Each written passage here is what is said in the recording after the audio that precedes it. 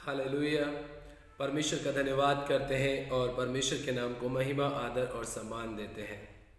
आप सबों का मैं हमारे जयवंत मिनिस्ट्री बाजपुर के यूट्यूब चैनल पर मैं आप सबों का हार्दिक स्वागत करता हूं और उम्मीद करता हूं कि आप सब प्रभु में खुश, मगन और आनंदित होंगे। प्रियो, मैं आप सबों का धन्यवाद करना चाहता हूं कि हमने जो पिछले दिन की वीडियो में आपको बताया था कि हम 1 तारीख से लेकर के 6 तारीख तक एक अर्जेंट मीटिंग में अपने जयवंत मिनिस्ट्री की तरफ से जो हमारी मीटिंग साल में एक बार रखी जाती है, जिसमें हम लोग व्यस्त रहते हैं, उसमें हम लोग व्यस्त रहे। आपको बताया, आपने हमारे पास बहुत कम फ़ोन किया, हमें ज़्यादा डिस्टर्ब नहीं किया। इसके लिए मैं आप सबों का धन्यवाद करना चाहता हूँ और परमेश्वर आप सबों को बहुत आशीष दे। लेकिन आज अपने वायदे के मुताबिक हम 7 नवंबर 2022 में आपके बीच में फिर से एक बार परमेश्वर के वचन को साझा कर रहे हैं। और अब आप अपने प्रार्थना निवेदन फ़ोन कॉल्स के द्वारा, व्हाट्सएप के द्वारा, टेक्स्ट मैसेज के द्वारा, आप किसी भी तरीके से, टेलीग्राम से, इंस्टाग्राम से, फेसबुक से, ट्विटर से, आप किसी भी माध्यम से आप अपने प्रार्थना निवेदन हमें भेज सकते हैं। हम लगातार उनके लिए प्रार्थना करते रहेंगे। आप सभी लोग मेरे लिए भी प्रार्थना करें। एक्चुअली थोड़ा सा बारिश में भीगने की वजह से मेरा स्वास्थ्य ठीक नहीं है, लेकिन परमेश्वर जिस हाल में भी रखना चाहे, हमें खुशी के साथ में उसे स्वीकार करना चाहिए। इसलिए आप प्रार्थनाओं में मुझे भी याद रखें और हम आपके लिए लगातार प्रार्थना कर रहे हैं। आज का हमारा टॉपिक है वचन के विषय का कि हम यूसुफ के जीवन से क्या सीखते हैं। यूसुफ के बारे में हम सब जानते हैं। आपको पता है, अगर हमारे जीवन में कोई भी बुरी घटना घट जाती है या किसी भी प्रकार का कोई अपना धोखा दे जाता है, तो अक्सर हम क्या करते हैं, उस व्यक्ति से जिंदगी भर के लिए अपने सारे रिश्ते नाते क्या कर लेते हैं, खत्म कर लेते हैं। और ये कहते हैं कि अपना होकर के इसने दुख दिया है, अपना होकर के इसने पीठ के पीछे छुरा भोंका है, इसलिए मैं जिंदगी में कभी भी, ये चाहे मर जाए, चाहे ये जिंदा रहे, चाहे इसका एक्सीडेंट हो जाए, कुछ भी A to Z हो जाए, मैं कभी भी इसके पास नहीं पहुंचूंगा, मैं कभी भी इसके साथ कोई रिश्ता नहीं रखूंगा, मैं कभी भी इसके साथ कोई संबंध नहीं रखूंगा। हमारा कोई अपना हमें दुख पहुंचा दे, हमारा कोई अपना हमें तकलीफ पहुंचा दे, तो हमें समस्याएं हो जाती हैं। हम ये सोचने लगते हैं कि भैया मेरे अपने ने मुझे धोखा दिया है, अब मैं इसके साथ कोई संबंध रखना नहीं चाहता। अक्सर हम ये बात जवानों के बीच में देखते हैं कि अगर किसी ने प्यार में धोखा दे दिया तो अक्सर वो फांसी चढ़ जाते हैं, जहर खा लेते हैं, ट्रेन में के नीचे आ जाते हैं, आग लगा लेते हैं, तमाम प्रकार के ऐसे उल्टे सीधे काम कर बैठते हैं। अरे, एक इंसान ने ही तो आपको छोड़ दिया ना, परमेश्वर ने तो नहीं छोड़ा है। एक इंसान ने आपको धोखा दिया है, परमेश्वर ने तो धोखा नहीं दिया है। एक इंसान ने आपकी जिंदगी को बर्बाद किया है, परमेश्वर ने तो नहीं किया है। अरे सोचिए, किस तरीके की सोच रखते हैं आप, क्या सोच रहे हैं आप, क्या समझ रहे हैं आप कि परमेश्वर ने आपको धोखा दिया, परमेश्वर ने छोड़ दिया, परमेश्वर ने चीट किया आपके साथ में? नहीं, ऐसा बिल्कुल भी नहीं है, क्योंकि परमेश्वर आपसे प्रेम करता है। आप जैसे भी हालत में रहे, जैसे भी परिस्थिति में रहे, परमेश्वर कभी भी आपका हाथ छोड़ता नहीं है, बल्कि आपके ऐसे हाथों को ऐसे करके और मजबूत करता है। हालेलुया। इसलिए प्रियो, यूसुफ की जिंदगी से सीखिए और समझिए कि वो क्या सिखाना चाहता था हमें और क्या बताना चाहता था। इसलिए प्रियो, परमेश्वर का वचन हमें इस बात को बताता है। मेरे साथ में परमेश्वर के वचन को जब हम पढ़ते हैं, समझते हैं, तो हमें बहुत सारी चीज़ें हमें समझने में आती हैं और हम समझ सकते हैं और उनके द्वारा हम आशीष और बरकत पा सकते हैं। इससे पहले प्रियो कि हम परमेश्वर के वचन में जाएं, एक छोटी सी प्रार्थना हम करेंगे कि परमेश्वर इस वचन को सीखने में, समझने में हमारी सहायता करे और हमारी मदद करे। आइए प्रार्थना में जाएं। सर्वशक्तिमान, दयालु और सामर्थ्य अनुग्रहकारी जीवित पिता परमेश्वर, हम धन्यवाद करते हैं प्रभु, आपके सामने अपने सिर को झुकाते हैं प्रभु जी, आपके उपस्थिति में अपने सिर को झुकाते हैं प्रभु। आज जब हम यूसुफ के जीवन से सीखते हैं, समझते हैं, तो पिता परमेश्वर जी होने दीजिए मेरे प्रभु कि आज हम लगातार तेरी महिमा के लिए अपना जीवन समर्पित करें और आज का वचन हमारी जिंदगी के लिए बहुत आशीषों का कारण बन जाए प्रभु, बहुत बरकतों का कारण बन जाए मेरे पिता परमेश्वर जी। हे दया के धनी और शांति के राजकुमार प्रभु, आपने आज के वचन के द्वारा हम सबों से बातचीत के अपने गहरे भेदों को हमारे ऊपर प्रकट किया, इसके लिए हम आपका धन्यवाद करते हैं। मसीह यीशु के नाम में इस प्रार्थना विनती को मांगते हैं, आमीन। हालेलुया। प्रियो, आइए हम लोग परमेश्वर के वचन में जाएंगे और विशेषकर आज मैं आपको बताना चाहता हूं कि हम जब यूसुफ के बारे में देखते हैं तो यूसुफ के ऊपर अत्याचार करने वाला कोई दूसरे अन्य समाज का व्यक्ति नहीं था। यूसुफ की जिंदगी को समाप्त करने वाला कोई और उसका दूसरा व्यक्ति नहीं था, बल्कि उसके अपने भाई लोग थे। और जो अपने से धोखा मिलता है, अपने किसी एक व्यक्ति से हमें धोखा मिलता है, वो हमारी जिंदगी का सबसे ज्यादा दर्दनाक और भयानक धोखा होता है, नुकसान होता है। ऐसे अगर हम उत्पत्ति की पुस्तक 37 अध्याय पढ़ते हैं, उत्पत्ति की पुस्तक 37 अध्याय एक वचन में इस प्रकार से लिखा है, याकूब तो कनान देश में रहता था, जहां उसका पिता परदेशी होकर रहा था। याकूब के वंश का वृतांत ये है, याकूब के वंश का वृतांत ये है। यूसुफ 17 वर्ष का होकर अपने भाइयों के संग भेड़ बकरियों को चराता था, और वह लड़का अपने पिता की पत्नी बिल्हा और जिल्फा के पुत्रों के संग रहा करता था, और उनकी बुराइयों का समाचार अपने पिता के पास पहुंचाया करता था। अक्सर हमने देखा है कि परमेश्वर का वचन भी हमें इस बात को बताता है, लेकिन अक्सर हमने अपने आस पड़ोस के माहौल में अपने लोगों को हमने कई बार ऐसे देखा है कि जब कभी भी बच्चों का जिक्र आता है तो बच्चे का जिक्र छोटे से स्टार्ट नहीं होता है, बल्कि बड़े से स्टार्ट होता है। होता है कि नहीं होता है? बड़े से बच्चे का क्या होता है, स्टार्टिंग होती है कि बड़े का नाम क्या है, फिर उससे छोटे का नाम क्या है, फिर उससे छोटे का नाम क्या है। लेकिन यहां पे लिखा है याकूब के पुत्रों का वृतांत ये है, साफ साफ लिखा है कि यूसुफ जो अपने भाइयों में सबसे छोटा था, उसका जिक्र सबसे पहले किया गया है। क्यों किया गया है? क्योंकि यूसुफ के अंदर वो डर, वो भय था परमेश्वर का, जो अब्राहम, इसहाक और याकूब के अंदर था। जो यूसुफ के पूर्वजों के अंदर परमेश्वर का भय था, परमेश्वर से प्रेम था, परमेश्वर की आज्ञाओं का पालन करने का जो जज्बा उसके अंदर था, उसी चीज को लेकर के यहाँ पर परमेश्वर का वचन कहता है कि याकूब के बाद में यदि किसी को देखा जाता है तो वो यूसुफ को ही देखा जाता है। जबकि और भी उसके दूसरे अन्य भाई लोग थे, उनका जिक्र इतना नहीं किया गया जितना कि यूसुफ का किया गया है। क्यों? क्योंकि यूसुफ वो व्यक्ति था जिसके लिए परमेश्वर ने बहुत बड़ी योजना रखी हुई थी। हम सब अच्छी तरीके से जानते हैं, लिखा है कि वो अपने भाइयों की बुराइयां और अपने भाइयों के गलत काम और अपने भाइयों की तमाम प्रकार की वो बातें जो वो अपने जीवन में करते थे, अपने पिता, अपने परिवार से छिप करके, वो सारी बातें लाकर के यूसुफ क्या करता था, अपने पिता को आकर के बताता था कि देख तेरे बेटे, मेरे भाई लोग इस तरीके से करते हैं का सारे काम, क्या किया जाए उनके साथ में। और यही बात भाइयों को बहुत ज्यादा बुरी लगती थी, और उसके भाई लोग कभी भी नहीं चाहते थे, कभी भी ये बात वो नहीं चाहते थे कि यूसुफ किसी भी तरीके से हमारा संदेश हमारे माता पिता के पास पहुंचाए, ताकि वो हमें डांटे, हमें मारे और हमें पीटे ना। अक्सर हमने परिवार में भी ऐसा देखा है कि अगर कोई एक व्यक्ति मसीह यीशु की इच्छा के अनुसार चल रहा है, परिवार की योजनाओं को पूरा कर रहा है, परमेश्वर की मर्जी को पूरा कर रहा है, अक्सर घर में अगर कोई भी एक जन परमेश्वर के वचन को पूरा करता है तो अक्सर लोग उसे ही बुरा समझते हैं और उसे ही तमाम प्रकार का क्या धर्मी बन गया, तमाम प्रकार की ऐसी बुरी बातें बोलकर के उसे परेशान किया जाता है। लेकिन दूसरे लोग ये नहीं जानते कि यही वो व्यक्ति है जिसके कारण से पूरे घर का सर्वनाश होने से बच गया है। घर में अगर एक व्यक्ति धार्मिकता की खोज में लगा हुआ है तो उसकी धार्मिकता की खोज की वजह से ही आपका पूरा घराना बचा हुआ है, नहीं तो कब का शैतान ने अपनी जिंदगी को बर्बाद कर दिया होता। आप ये बात कब समझेंगे और कब सीखेंगे? लिखा है ना, जब तक यहोवा नगर की रक्षा ना करे तो जागने वाले का जागना व्यर्थ होगा।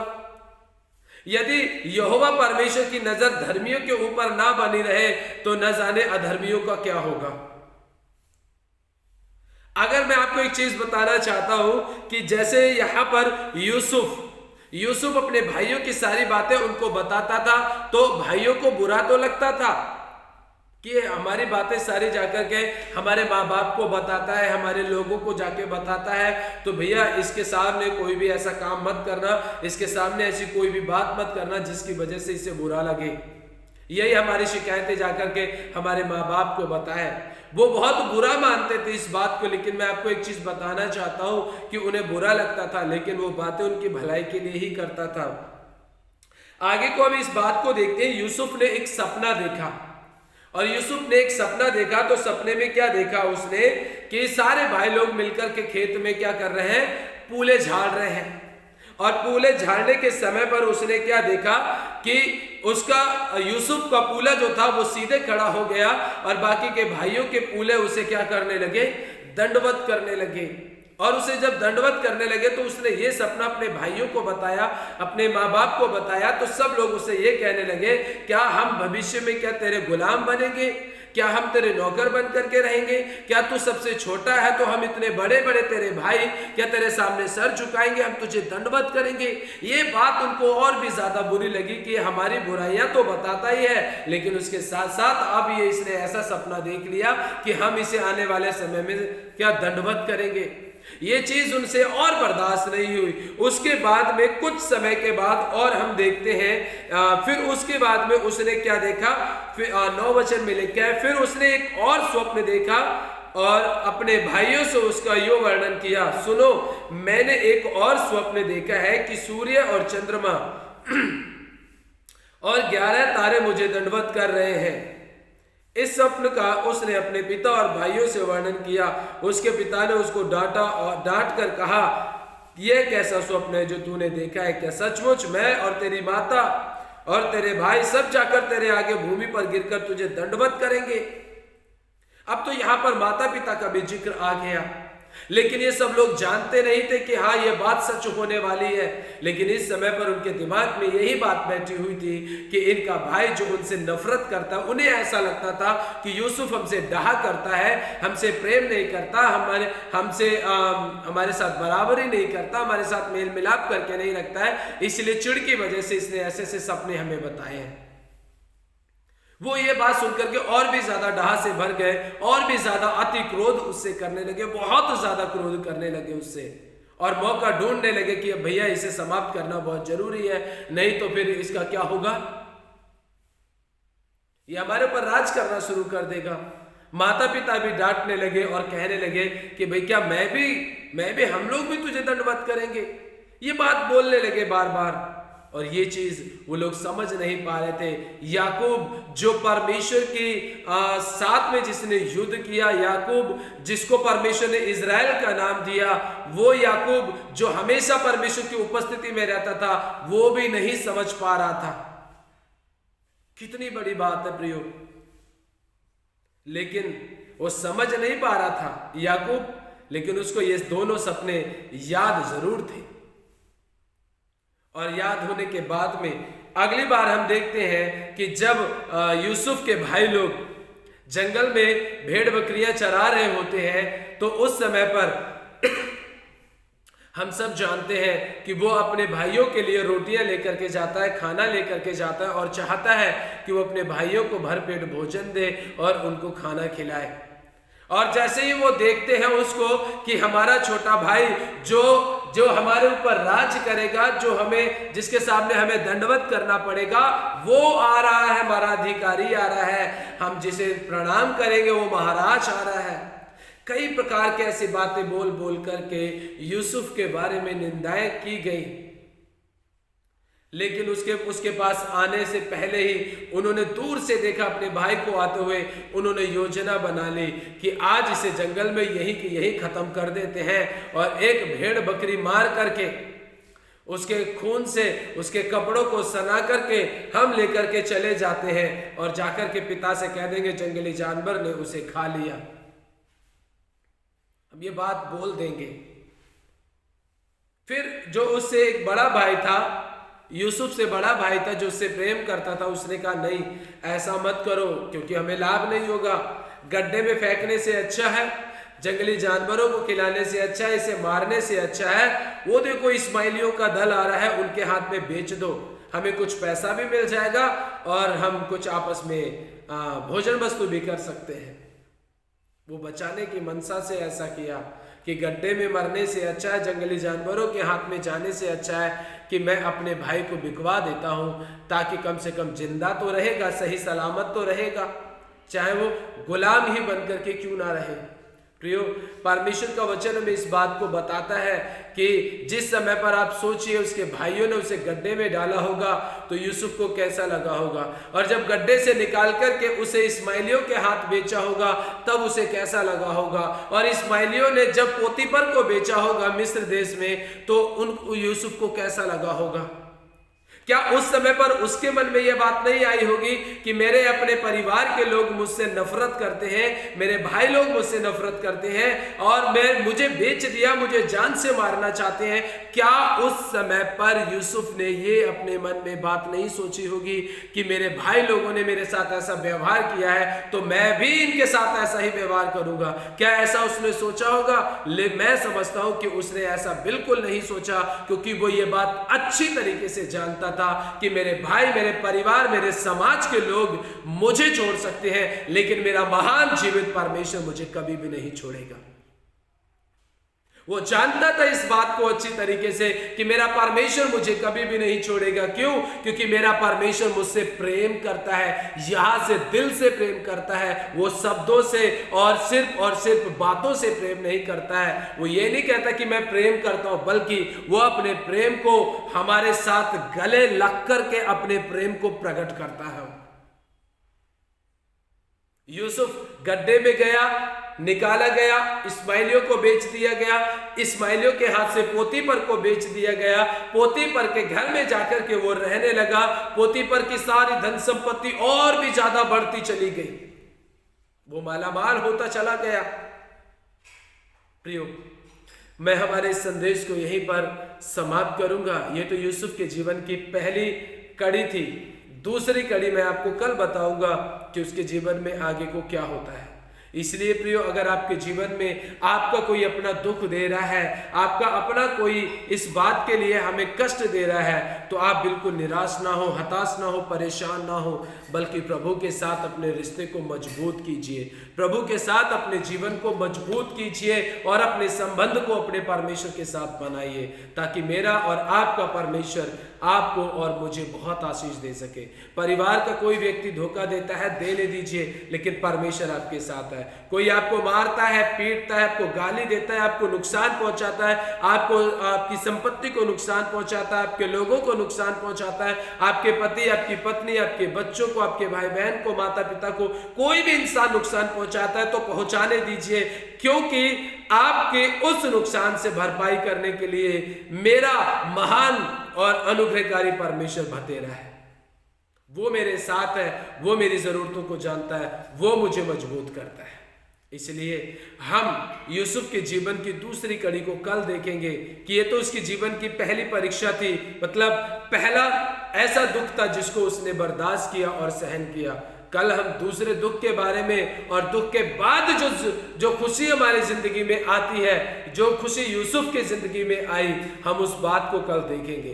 दुख उठाना बहुत जरूरी है, तभी खुशी हमारे जीवन में आती है। इसलिए अपने आप को तैयार कीजिए, निराश मत होइए, हताश मत होइए, परमेश्वर के साथ चलते रहिए। तब तक के लिए परमेश्वर आज के वचन के द्वारा आप सबों को बहुत बहुत आशीष और बरकत दे। कल हम इसका दूसरा भाग देखेंगे और उस दूसरे भाग में परमेश्वर के नाम को महिमा और आदर देने के लिए अपने आप को तैयार करेंगे। आइए छोटी सी प्रार्थना करें।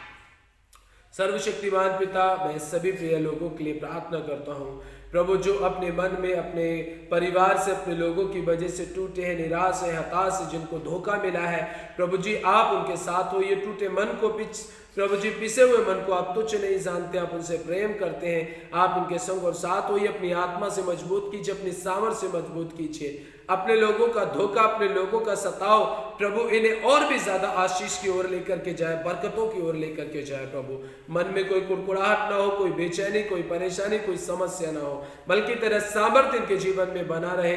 ऐसी हमारी विनती और हमारी प्रार्थना है मेरे पिता परमेश्वर जी, आगे का समय आपके पवित्र हाथों में सौंपते हैं प्रभु। अगुवाई करना, आत्मा के अनुसार चलाना प्रभु जी। कल दूसरे भाग में प्रभु हम सब शामिल होते हैं, हमारी मदद और सहायता करना। मसीह यीशु के नाम में प्रार्थना को मांगते हैं, आमीन। हालेलुया। परमेश्वर का धन्यवाद करते हैं और आज के वचन के द्वारा परमेश्वर आपको बहुत सी आशीष और बहुत सी बरकत दे। तो इसलिए कल अपने आप को तैयार करें और जाने आगे के वचन में परमेश्वर हमसे क्या बातचीत करना चाहता है, हमें क्या सिखाना चाहता है और हमें क्या समझाना चाहता है। प्रियो, आप हमारी जयवंत मिनिस्ट्री बाजपुर को किसी भी तरीके से आप मदद कर सकते हैं, सहयोग कर सकते हैं। प्रभु के राज्य को बढ़ाने के लिए आप किसी भी प्रकार की हेल्प कर सकते हैं और किसी भी प्रकार का अपना सहयोग, अपना दान आप हमारे जयवंत मिनिस्ट्री तक पहुंचा सकते हैं, ताकि आपके सहयोग से हम और भी ज़्यादा प्रभु के काम को बढ़ा सकें। तब तक के लिए आप अपना और अपने परिवार का ध्यान रखें, प्रभु में खुश, मगन और आनंदित बने रहें। हमारे लिए प्रार्थना करें, हम आपके लिए प्रार्थना करते रहें। सभी को प्यार से, दिल से जय मसीह की।